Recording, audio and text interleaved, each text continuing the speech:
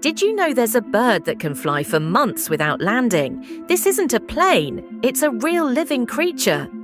It's called the commonswift. This amazing bird holds the record as one of the longest flyers in the world. They can stay in the air for over 10 months without touching the ground. They eat, sleep, and even mate while flying.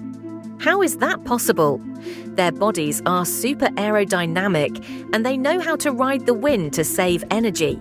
Even scientists are amazed by what these tiny birds can do.